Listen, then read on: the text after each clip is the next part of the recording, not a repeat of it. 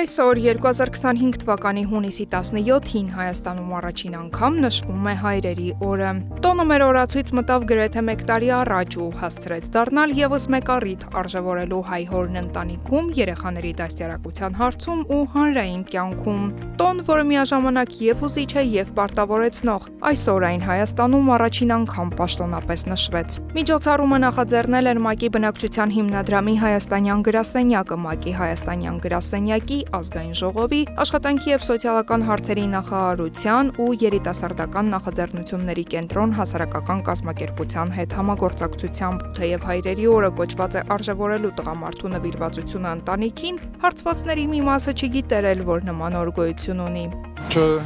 Չէ, չգիտեի, այո, լսել եմ։ Մաղթանք սան է, որ մեր ժողովուրդը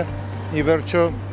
գնահատել սկսի հայրիկներին, ծնողներին։ Ավելի շատ հնարավորություն մասնակցել երեխաների կրթությանը։ Շնորհավորում եմ բոլորին, ցանկանում եմ իրենց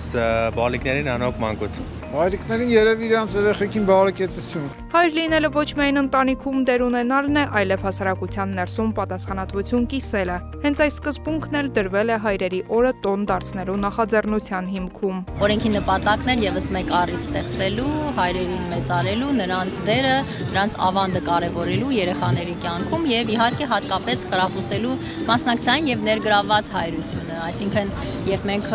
հորը տեսնում ենք ոչ միայն պաշտպանի դերում, ոչ միայն ընտանեկան կարիքները բավարարողի դերում, այլ նաև որպես ընկեր, որպես աջակից, որպես խրախուսող ուսուցիչ։ Հայրը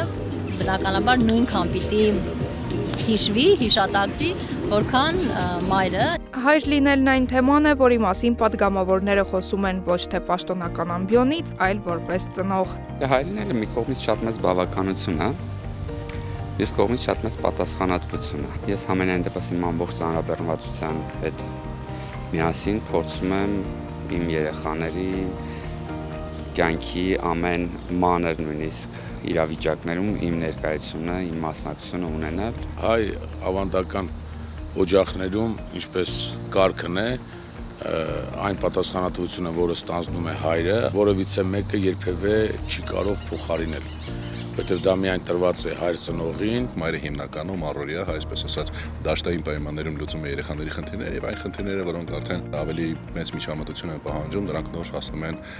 հայրերին։ Իմ կարծիքով հիմնական խնդիրը մեր ժամանակի եւ ուշադրության բացակայությունն է մեր երեխաների նկատմամբ։ Ես կյանքում ինչքան լավ բան սովորել եմ, մեծամասնությունը եւ մարդկային առումով եւ գիտելիքի առումով մեծ մասը իմ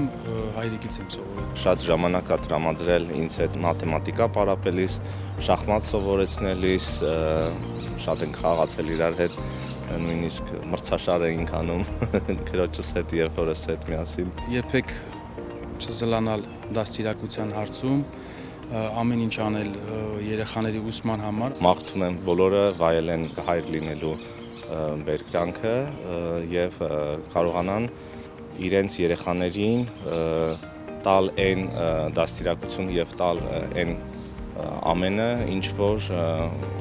երեխաներին երջանիկ կդարձնի։ Հայր լինելը ոչ թե պարտավորություն է, այլ անսպառ սեր ու աջակցություն, որը պետք է զգալ ամեն օր։ Շնորհավոր հայրերի օր։